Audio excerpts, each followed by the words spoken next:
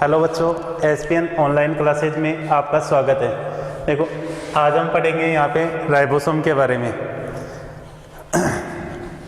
Ribosome कोशिका के कोशिकांगों के अंदर ही इसको भी शामिल किया गया है। यहाँ पे राइबोसोम की खोज की बात करते हैं। रॉबिन्सन और ब्राउन नामक वैज्ञानिक ने सबसे पहले पादप कोशिकाओं के अंदर राइबोसोम को देखा।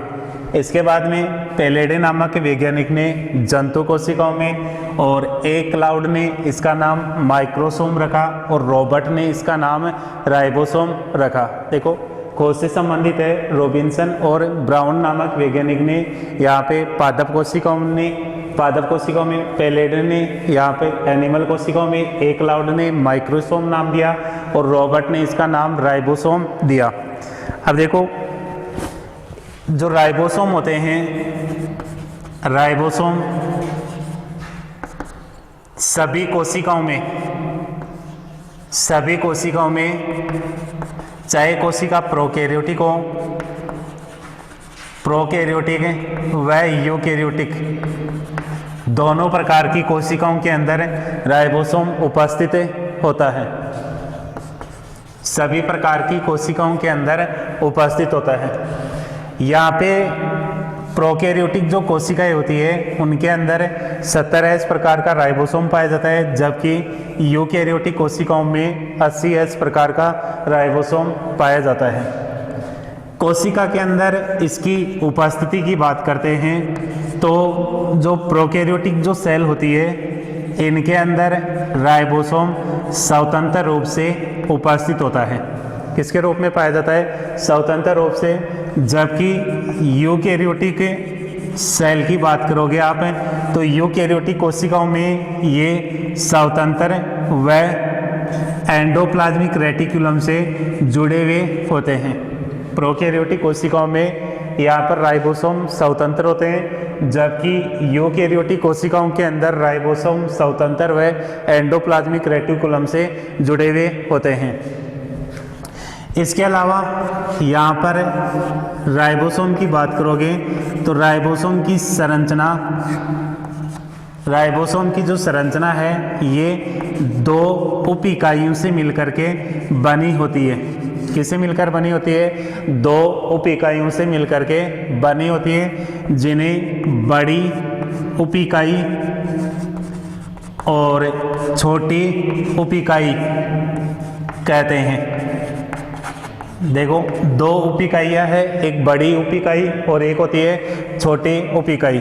बड़ी जो उप इकाई होती है ये गुंबदाकार होती है, गुंबद के आकार की इसकी संरचना होती है, जबकि छोटी जो उप इकाई होती है ये यहाँ पर टोपीनुमा संरचना के रूप में उपस्थित होती है।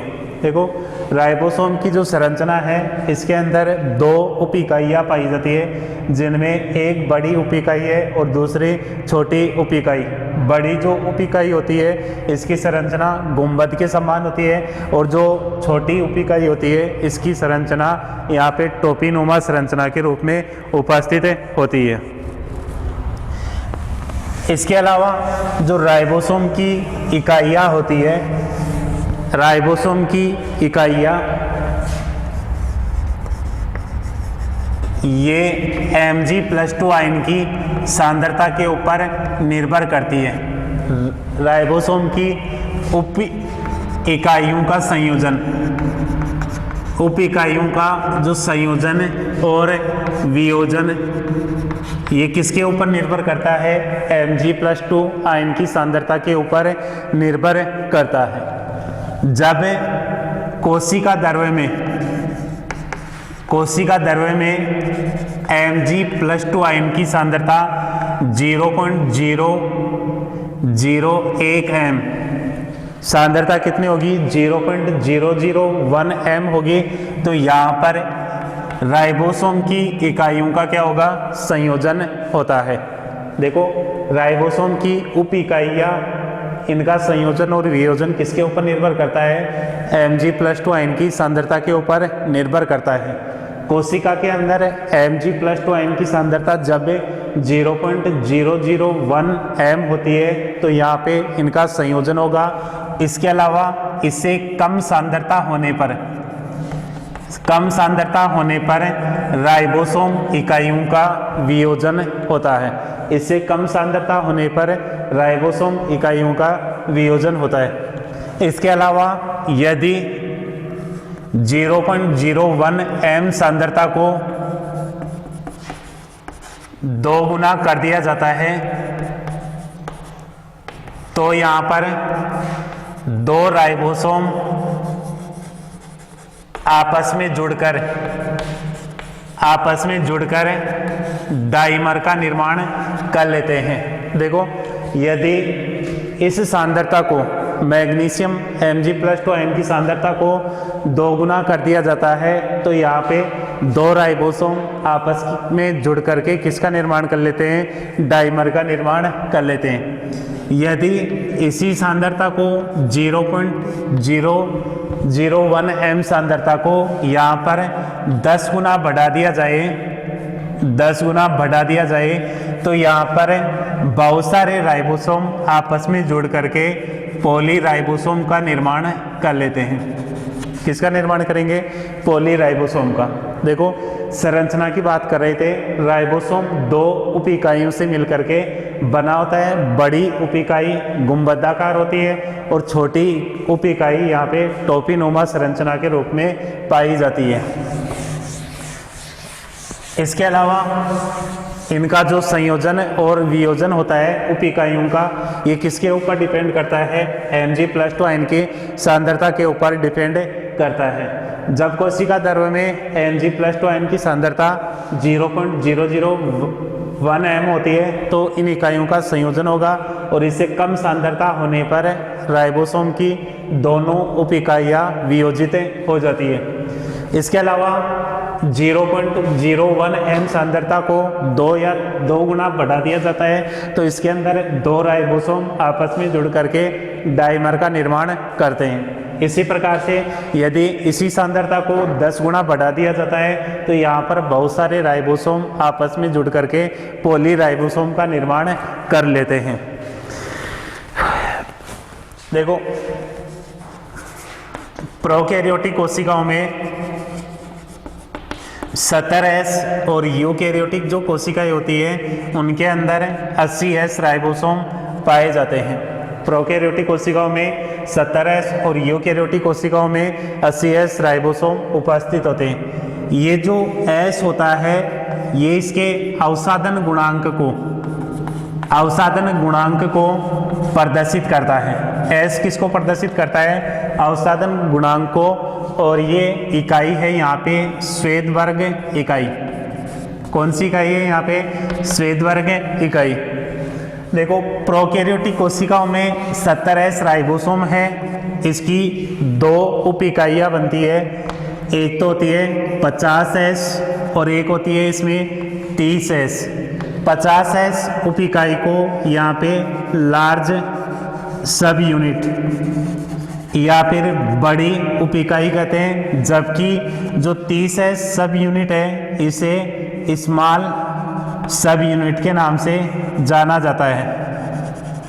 देखो, 50S लार्ज सब यूनिट है और 30S इसके अंदर स्मॉल सब यूनिट है। अब देखो, राइबोसोम के अंदर मुख्य रूप से प्रोटीन उपस्थित होती है, वो भी कितने 60% इसके अंदर प्रोटीन उपस्थित होती है। इसके अलावा राइबोसोम में rRNA पाया जाता है। क्या पाया जाता है? rRNA। तो यहाँ पे जो 50S सब यूनिट है इसके अंदर 23S rRNA व 5S rRNA उपस्थित होता है। साथ ही जो स्मॉल सब यूनिट होती है इसके अंदर 16S rRNA पाया जाता है।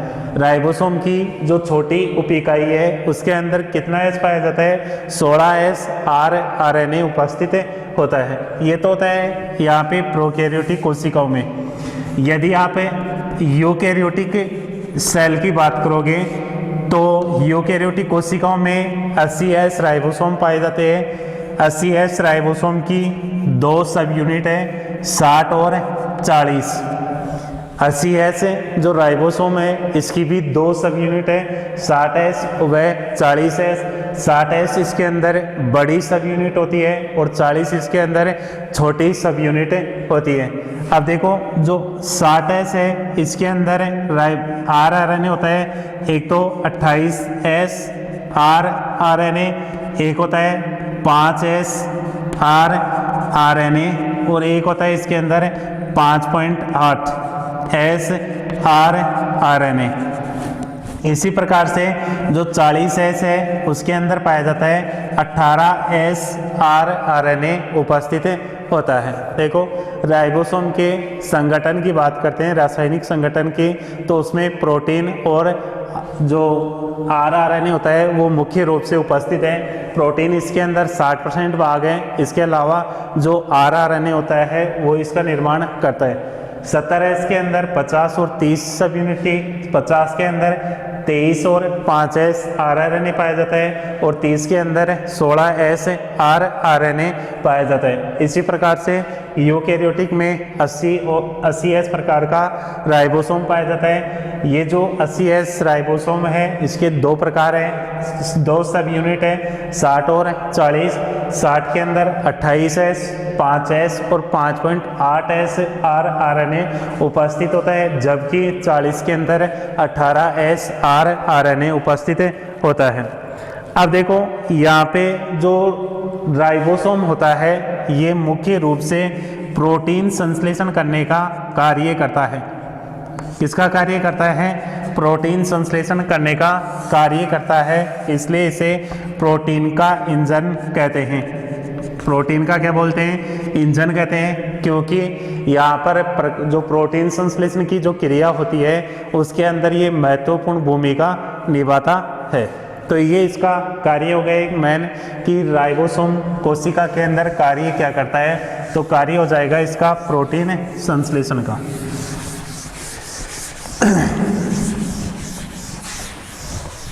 आगे देखो, आगे आता है इसमें सूक्ष्मकाय।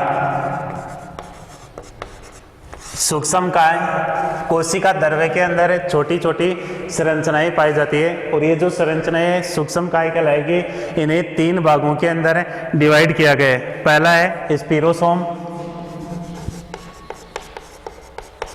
दूसरा है पैरोक्सिसोम और तीसरा आता है इसके अंदर ग्लाइओक्सिसोम। 3 कोशिकांग है, स्पिरोसोम, पैरोक्सिसोम और ग्लाइओक्सिसोम, जो कि कोशिका द्रव्य के अंदर सूक्ष्म कणों के रूप में पाए जाते हैं, इसलिए इन्हें सूक्ष्मकाय के नाम से जाना जाता है। देखो स्पिरोसोम सबसे पहले हैंस्टीन नामक वैज्ञानिक ने इनको देखा था। हैंस्टीन नामक वैज्ञानिक ने स्पिरोसोम का क्या किया था, यहाँ पे अवलोकन किया था या फिर इनको देखा था। इसके बाद में यहाँ पे इनकी जो खोज थी हो जाती है पॉर्नर नामक वैज्ञानिक को। खोज किसने की थी? पॉर्नर नामक वैज्ञानिक को देखने का कार्य या फिर अवलोकन करने का कार्य हैंस्टीन के द्वारा किया गया। इसके बाद में इसका जो नाम था डेंजी यार्ड ने दिया था, नाम दिया था ये डेंजी यार्ड नामक वैज्ञानिक ने। देखो स्पिरोसोम का जो अवलोकन था ये किसके द्वारा किया गया? हैंस्टीन नामक वैज्ञानिक के द्वारा। खोज पार्नर नामक वैज्ञानिक के द्वारा और स्पिरोसोम नाम यहाँ पे डेंजी यार्ड नामक वैज्ञानिक के द्वारा दिया गया। अब देखो इनकी जो आकृति होती है ये गोलाकार या फिर अंडाकार होती है। स्पिरोसोम की आकृति गोलाकार या अंडाकार होती है। इसके अलावा ये जो वसीय पदार्थ होते हैं,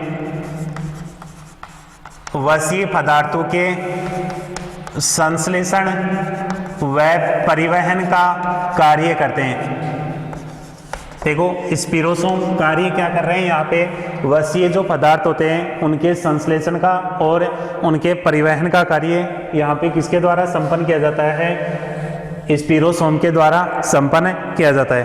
फिर आता है इसमें परऑक्सीसोम। देखो दूसरा जो सूक्ष्म काय है कोशिकांग वो कौन सा आता है? परऑक्सीसोम। देखो परऑक्सीसोम यहाँ पे टोलबर्ट नामक वैज्ञानिक द्वारा इसको खोजा गया था। इसके अलावा डी डुबे ने प्लांट और एनिमल सेल के अंदर इसको अलग अलग रूप से देखा था या फिर पृथक किया था कि पादप और जंतु दोनों प्रकार की कोशिकाओं के अंदर ये अलग पाया जाता है। इसके अलावा परऑक्सीसोम के अंदर परऑक्साइड को उत्पन्न करने वाले एंजाइम पाए जाते हैं। परऑक्सीसोम के अंदर क्या पाया जाता है? परऑक्साइड को उत्पन्न करने वाले जो एंजाइम होते हैं वो इसके अंदर उपस्थित होते हैं। प्लांट सेल के अंदर या फिर पादप कोशिकाओं के अंदर जो परऑक्सीसोम होता है, परऑक्सीसोम ये किसके अंदर काम में आता है? प्रकाश संश्लेषी कोशिकाओं में। प्रकाश संश्लेषी कोशिकाओं में। या फिर आप ये भी बता सकते हो कि प्रकाश संश्लेषण की जो क्रिया होती है वो कहाँ पे संपन्न होती है? परऑक्सीसोम।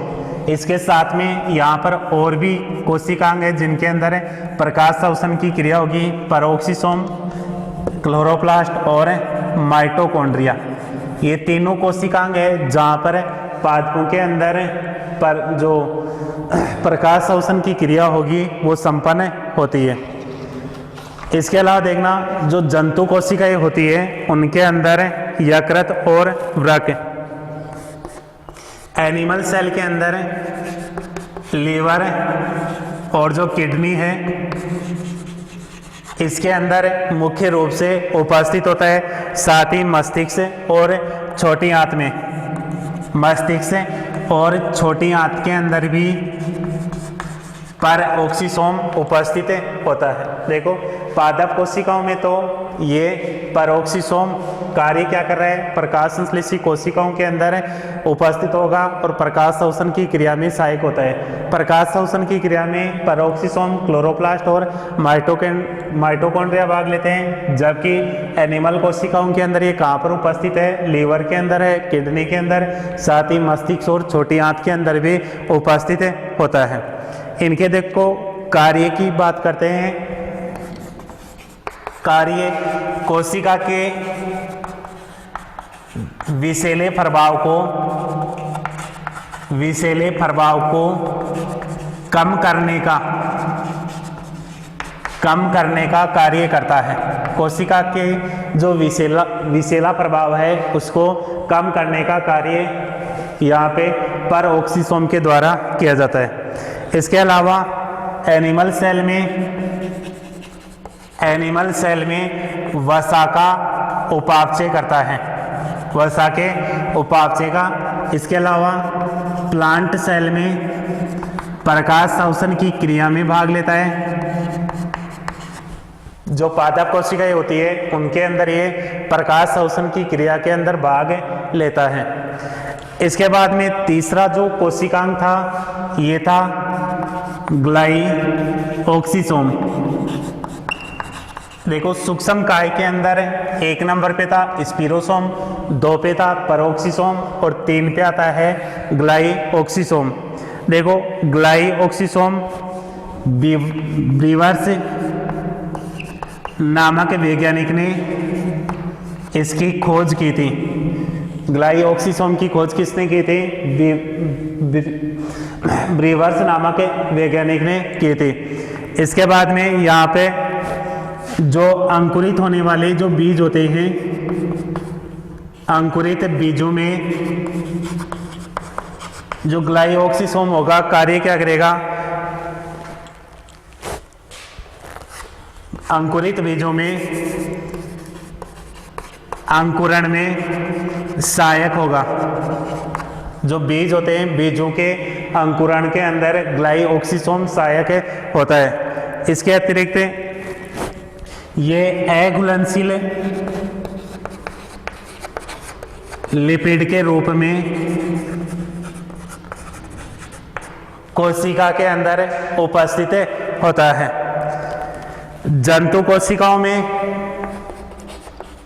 इसका अभाव होता है। एनिमल सेल के अंदर जो ग्लाइओक्सिसोम होते हैं इनका क्या रहेगा, अभाव होता है। इसके अतिरिक्त यहाँ पर इसके कार्यों की बात करेंगे तो कार्य हो गया, वसा को कार्बोहाइड्रेट में परिवर्तित करने का कार्य करता है। वसा को कार्बोहाइड्रेट के अंदर परिवर्तित करने का कार्य करता है। इसके अलावा संरचना की बात करोगे तो इसकी जो संरचना होती है वो सामान्यतः जैसे स्पिरोसोम गोलाकार होता है, ठीक इसी प्रकार से इसकी संरचना भी गोलाकार होती है। देखो सूक्ष्म काय 3 प्रकार के, स्पिरोसोम, पेरोक्सिसोम और ग्लाइओक्सिसोम। स्पिरोसोम हेंस्टिन नामक वैज्ञानिक ने इसका अवलोकन किया, पार्नर ने इसकी खोज की और डेंजियार्ड ने इसका नाम स्पिरोसोम दिया। पेरोक्सिस इसके अलावा गोलाकार और अंडाकार संरचना के रूप में उपस्थित होता है। वसीय पदार्थों के संश्लेषण का व परिवहन का कार्य करता है। सेकंड आता है पेरोक्सिसोम। टोलबर्ट नामक वैज्ञानिक ने इसको खोजा। डी डुबे ने पादप कोशिकाओं और एनिमल कोशिकाओं के अंदर इसको अलग अलग पृथक रूप से देखा। यहाँ पे ये पेरोक्साइड को उत्पन्न करने का कार्य करता है। पेरोक्साइड को उत्पन्न करने वाले जो एंजाइम होते हैं उनका संश्लेषण करता है। पादप कोशिकाओं में पेरोक्सिसोम यहाँ पे प्रकाश संश्लेषी कोशिकाओं में पाया जाता है और प्रकाश संश्लेषण की क्रिया में सहायक होता है।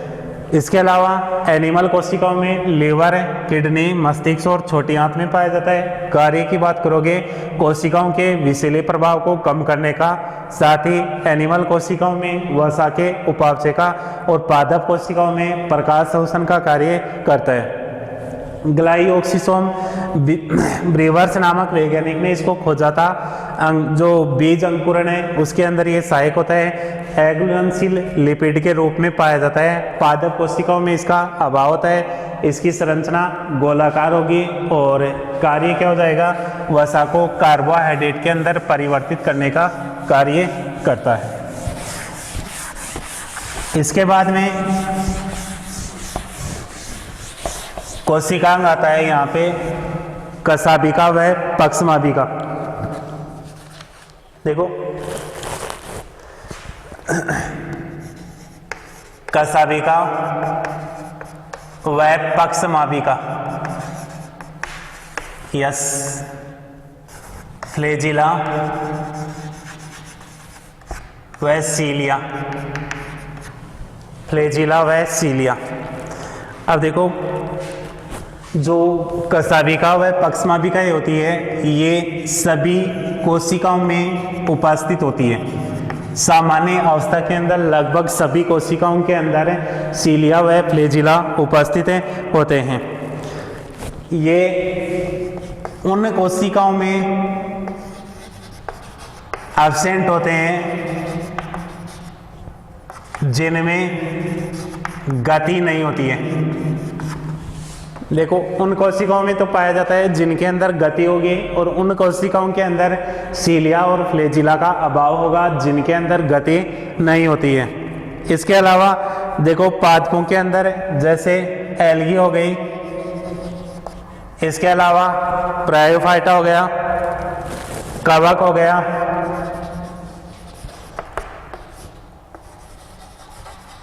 ब्रायोफाइटा, कवक और जिम्नोस्पर्म, इनके जो सदस्य होते हैं इनके अंदर कशाभिका और पक्षमाभिकाएं पाई जाती है। इसके अतिरिक्त यदि युग्मकों की बात करोगे तो यहाँ पर युग्मक में जो कशाभिकाएं होती है ये उपस्थित होती है। युग्मकों के अंदर भी कशाभिकाएं उपस्थित होती है। देखो संरचना की बात करोगे तो संरचना में जो कशाभिका और पक्षमाभिका है इन दोनों की जो संरचना होगी वो समान होती है। कशाभिका और पक्षमाभिका दोनों की जो संरचनाएं होती है वो समान होती है। देखो जो कशाभिका और पक्षमाभिकाएं होती है ये बाहर की ओर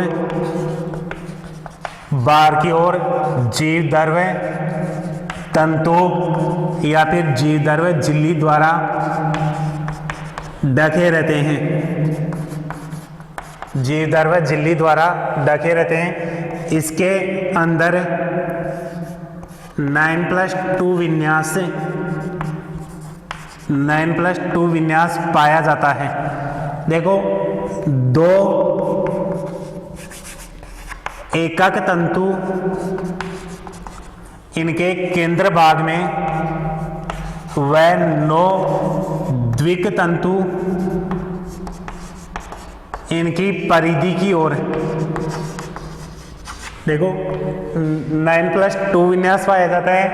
इनमें 2 एकक तंतु तो कहाँ पर पाए जाते हैं? केंद्र में, और 9 द्विक तंतु इनकी परिधि की ओर उपस्थित होते हैं।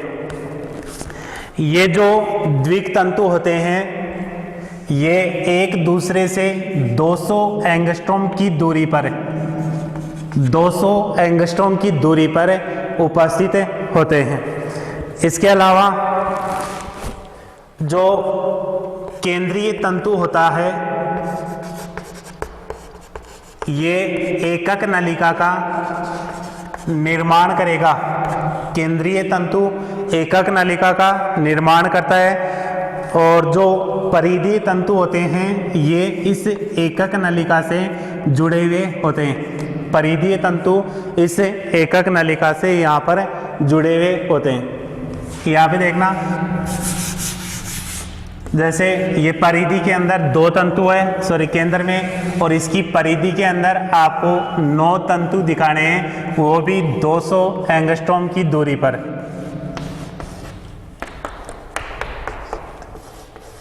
ये 9 तंतु है, और ये 9 तंतु यहाँ पर केंद्रीय तंतुओं की सहायता से जुड़े हुए होते हैं। इस प्रकार से जो कशाभिका और पक्षमाभिका होगी, उनकी संरचना होगी। ये तो केंद्र के अंदर हो गए एकक तंतु, और ये परिधि की ओर द्विक तंतु उपस्थित होते हैं। ये जो तंतु होंगे, ये एक झिल्ली के द्वारा ढके हुए होते हैं, जिन्हें जीवद्रव्य झिल्ली या जीवद्रव्य तंतुओं के नाम से जाना जाता है।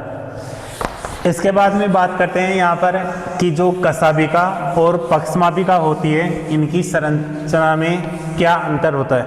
कशाभिका और पक्षमाभिकाओं की संरचना के अंदर अंतर। देखो, पहली बात करते हैं यहाँ पे संख्या की। कशाभिकाओं की संख्या 1, 2 या फिर 4 हो सकती है, जबकि पक्षमाभिकाओं की संख्या असंख्य होती है। इनकी संख्या असंख्य होगी।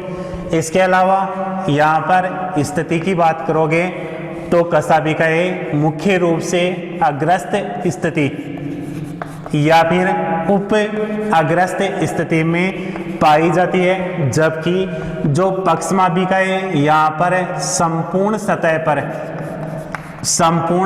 पर फैली रहती है। देखो, पक्षमाभिकाएं केवल अग्र या उपअग्रस्त सिरे पर पाई जाती है, जबकि पक्षमाभिकाएं यहाँ पर संपूर्ण सतह के ऊपर उपस्थित होती है। फिर यहाँ पर जो कशाभिकाएं होती है, ये स्वतंत्र रूप से कार्य कर सकती है, स्वतंत्र रूप से कार्य करती है, जबकि यहाँ पर सभी पक्षमाभिकाएं आपस में समन्वित रूप से कार्य करेगी, समन्वित रूप से कार्य करती है। देखो, कशाभिकाएं तो स्वतंत्र रूप से कार्य कर रही है, जबकि जो पक्षमाभिकाएं होती है, ये अकेली कार्य नहीं करती है। सभी पक्षमाभिकाएं आपस में संयोजित होकर या फिर समन्वित होकर के कार्य करती है। इसके अलावा जो कशाभिकाएं होती है, इनके अंदर लोलक या फिर प्रसर्पी गति पाई जाती है। कशाभिकाओं के द्वारा लोलक या प्रसर्पी गति होती है, जबकि पक्षमाभिकाओं के द्वारा तरंगित गति होती है। पक्षमाभिकाओं के द्वारा कौन सी गति होगी? तरंगित गति होती है। इसके अलावा जो कशाभिकाएं होती है, संरचना में समान होगी। कशाभिकाएं संरचना के अंदर कैसी होगी, समान होती है, जबकि जो कशाभिकाएं होती है इनकी जो संरचना होगी वो असमान होती है, जबकि इनकी जो संरचना होती है ये समान होती है। पक्षमाभिकाओं की संरचना कैसी होगी, समान होती है। इसके अलावा जो कशाभिकाएं होती है ये प्रोटोजोआ के अंदर मुख्य रूप से पाई जाती है, जबकि जो पक्षमाभिकाएं होती है शैवाल,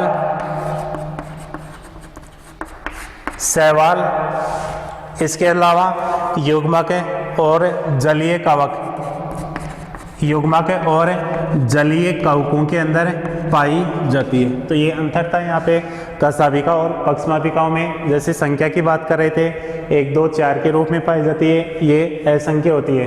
कशाभिकाएं अग्रस्त या उपग्रस्त होती है, संपूर्ण सतह पर फैली रहती है, स्वतंत्र रूप से कार्य करती है, ये सभी यहाँ पर संमिलित रूप से कार्य करती है। लोलक या प्रसरपी गति और इनमें तरंगित गति, संरचना असमान होती है, इनकी संरचना समान होती है। ये प्रोटोजोआ में पाए जाते हैं, ये शैवाल, युग्मक और जलीय कवकों के अंदर। प्रोटोजोआ जैसे पैरामीशियम की बात करोगे तो पैरामीशियम की संपूर्ण सतह के ऊपर यहाँ पर पक्षमाभिकाएं उपस्थित होती है। तो इस प्रकार से जो कशाभिका और पक्षमाभिकाएं होती है संरचना समान है, लेकिन कुछ कहीं ना कहीं इनके अंदर कुछ एक अंतर पाए जाते हैं। तो ये था यहाँ पे कशाभिका और पक्षमाभिकाएं। आज के लिए इतना ही, धन्यवाद।